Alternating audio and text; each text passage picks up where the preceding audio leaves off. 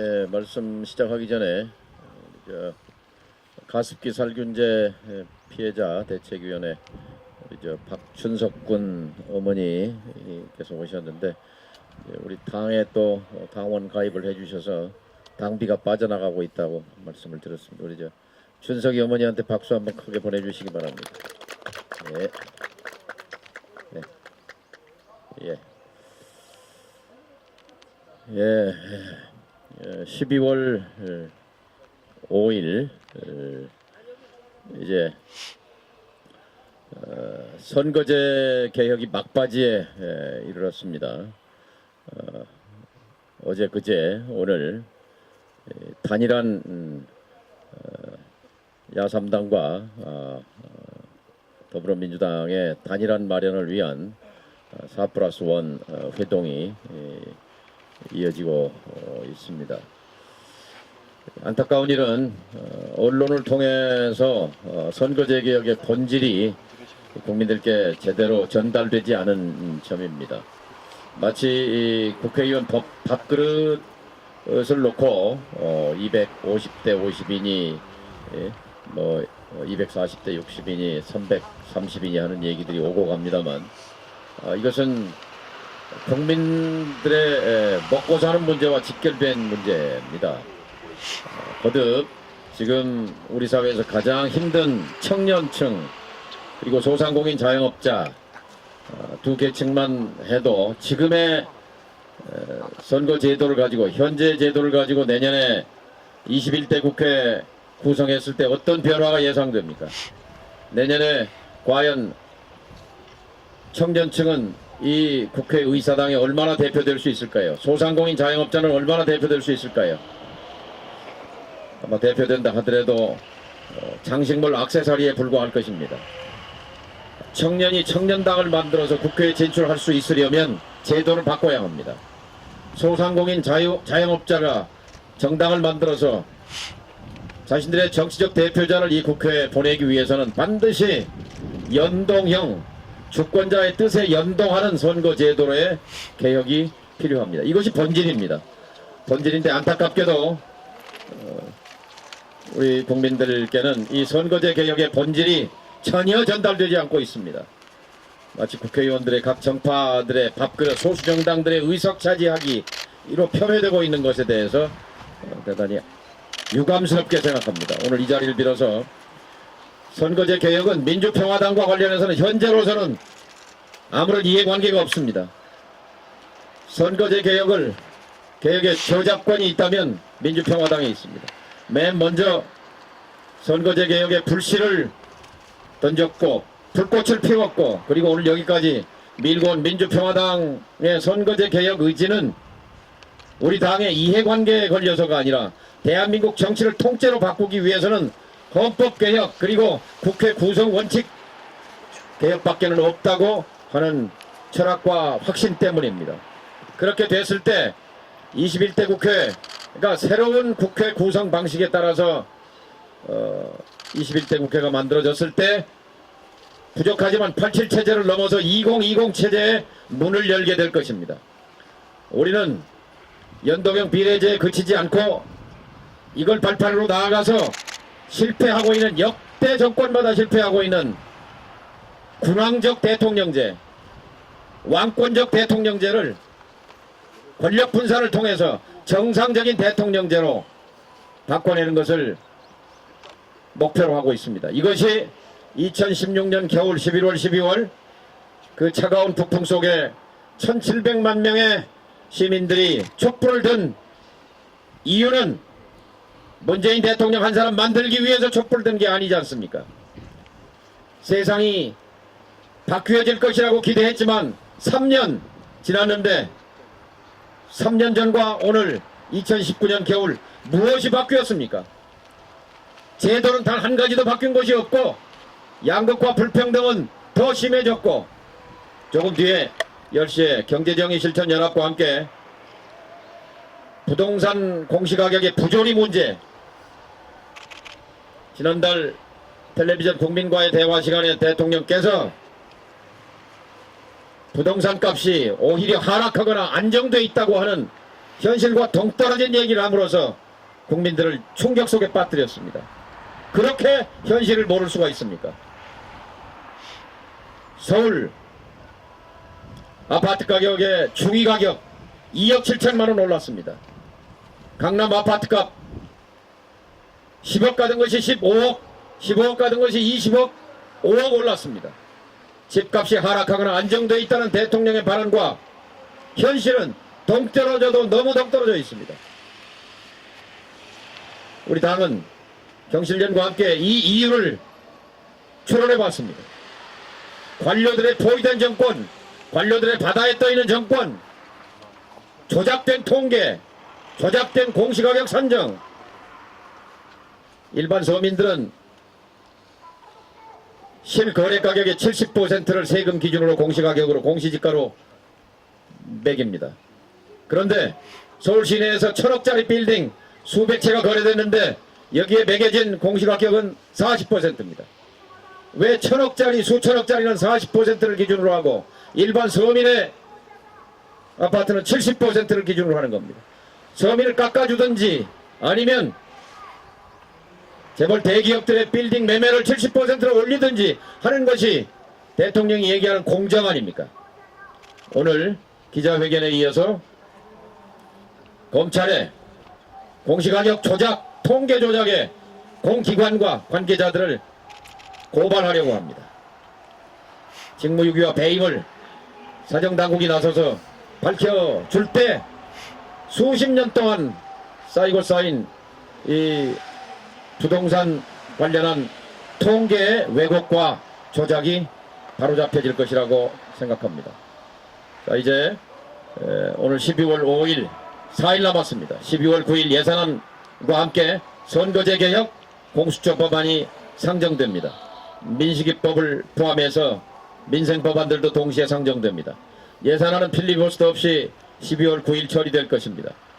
그리고 반개혁 세력으로 전락한 속성을 드러내고 있는 자유한국당의 필리버스터 지연 작전에 의해서 12월 9일 선거법은 멈칫거리게 될 것입니다. 그러나 12월 10일로 정기국회가 끝나고 다시 소집되는 국회에서 자동 표결에 들어가기 때문에 선거제 개혁은 이루어질 것입니다.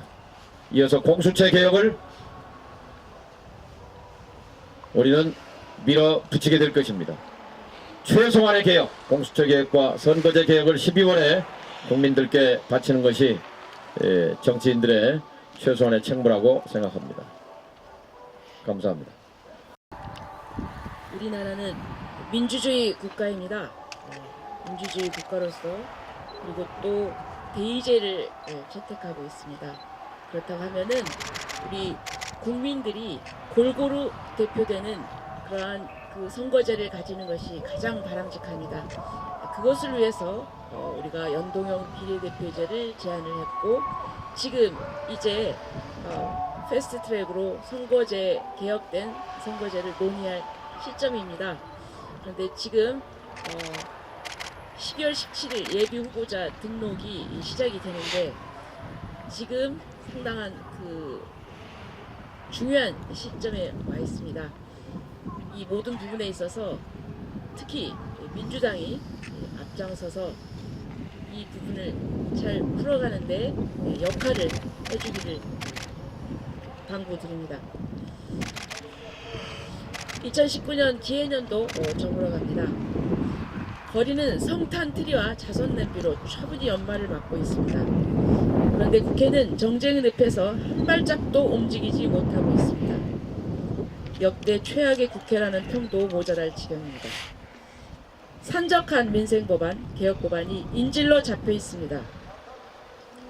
신의 한 수라며 환호했다는 자유한국당에게 훈수 한 말씀 드리겠습니다.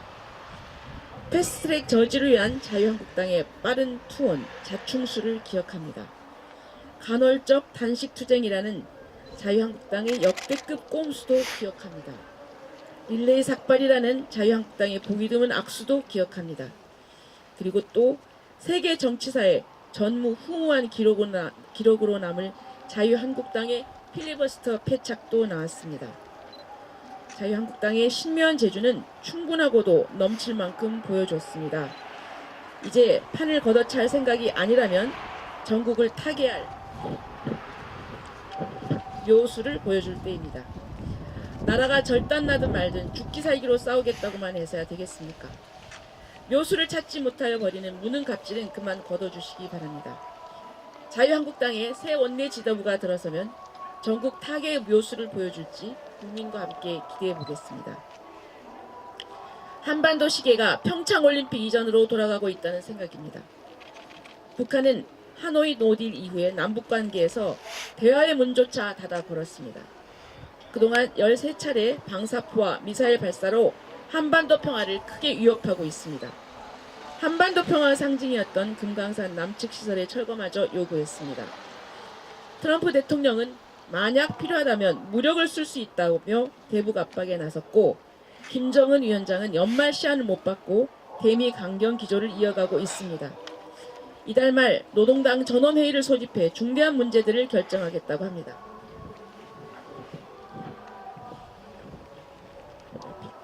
한반도 정세가 평창 올림픽 이전의 엄중한 상황으로 빠져드는 게 아닌지 심히 우렵습니다. 그런데 우리 정부의 역할이 잘 보이지 않습니다. 그동안 북미 대화에서 중재자, 촉진자 역할을 자처해왔던 문재인 대통령의 무거운 침묵도 의아합니다. 아세안 정상회담 초청 친서를 보내고 참석 가능성을 흘리다 북한의 공개 거절로 망신만 샀습니다.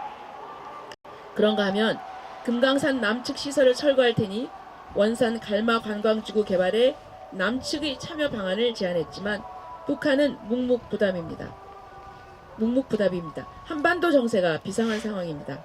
문재인 대통령과 정부 역할이 그 어느 때보다 중요합니다. 북미 대화 재개를 위한 중재자, 촉진자로서 그 역할과 책임을 다해 주시기 바랍니다.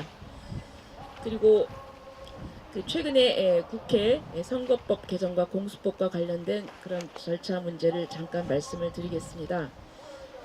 어제부터 4+1 체제가 가동이 되기 시작했습니다.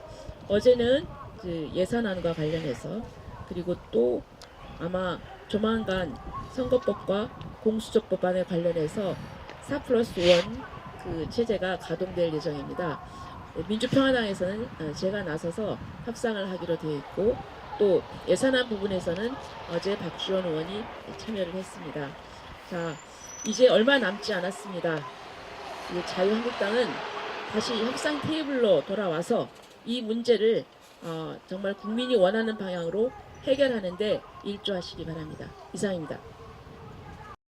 예, 선거제 개혁안과 관련해서 자유한국당이 4+1 체제를 무력화시키는 것은 불가능하게 되었다고 생각합니다. 이제 자유한국당이 거짓으로 협상에 참여하는 척하는 것은 용납될 수 없습니다. 자유한국당이 작년 12월 15일에 여야 5당 원내대표가 합의했던 국회의원 의석을 10% 늘리고, 그리고 분권형 대통령제 논의를 시작한다는 그 내용을 정확히 가져올 때 새로운 협상의 테이블이 열릴 수 있을 것이라고 생각합니다. 나경원 원내대표가 그 합의문에 도장을 찍었던 만큼 스스로 이 부분을 결자 해지로 마지막 그 논의의 테이블을 열어둘 수 있을 것입니다. 하지만 그 내용이 아니라면 막연히 4+1 예산안 협의를 방해하고, 또 선거법, 공수처, 본회의 표결을 저지하기 위한 그런 꼼수의 협상 참여 모션은 용납되지 않을 것입니다. 이제 며칠 동안 이 선거제 개혁안이 마무리가 될 것입니다. 정 대표님이 말씀하셨다시피 250이냐 240이냐 이것은 중요한 것이 아닙니다. 본안 과반수 통과를 위한 하나의 기술적인 요소일 뿐입니다.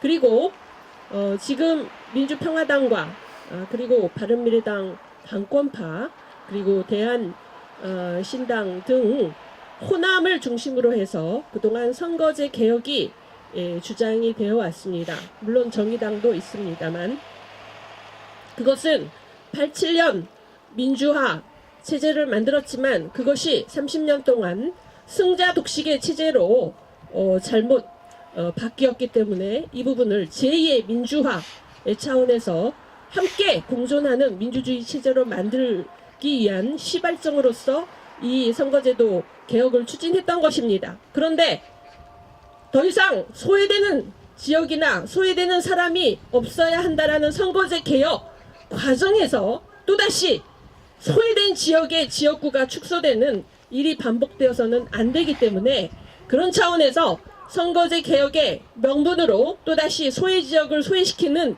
일이 나오지 않게 하기 위해서 구체적인 안을 만들어 가는 것이고 의원 정수를 확대했다면 이런 불필요한 논란이 없었을 것인데 이해찬 대표의 그리고 청와대의 의원 정수 확대에 대한 어떤 심리적인 부담, 국민에게 여론에 조금도 부담을 갖지 않으려고 하는 그런 소극적인 태도로 인해서 이런 구체적인 250, 40, 225 이런 논란이 이어지게 된 것입니다.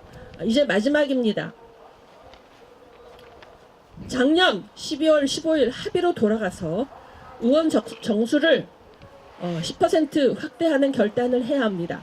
최소한 5%를 확대하는 결단을 했을 때 비로소 더불어민주당이 개혁연대의 리더십을 만들어가면서 현재 여당에게 들어오져 있는 여러 가지 어려움을 헤쳐나갈 수 있는 동력을 얻을 수 있을 것입니다. 이상입니다. 네, 김정구입니다. 현 정부는 보면은 국정 난맥상이 하나하나 표출되면서 반목 잡힐 일만 남아있는 것 같습니다. 며칠 전 인사혁신처 발표에 따라서 국민 세금으로 공무원 노후와 사후까지 책임지는 나라가 대한민국인 것 같습니다. 공무원 월급이 박봉이라는 말은 옛말이 되었고 직장인 연평균보다 높은 월급과 연봉으로 노후를 넘어 사후까지 따뜻하게 보살피는 대한민국이 됐습니다. 이 말은 배우자에게 연금이 승계되기 때문에 그렇습니다. 2018년도 근로자 평균 연봉은 3,634만원이고 공무원 연평균 연봉은 6,360만원입니다. 직장인 평균 연봉은 2배에 육박하고 있는 것입니다.